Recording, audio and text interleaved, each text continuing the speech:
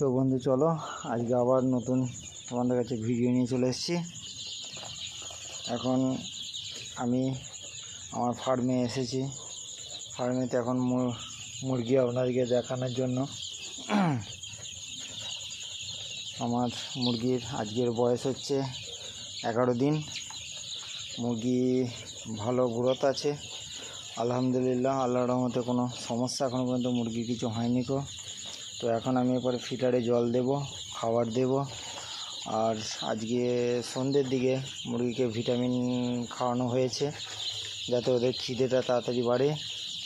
তো এইভাবেই আমার ভিডিও করা চলছে। এই যে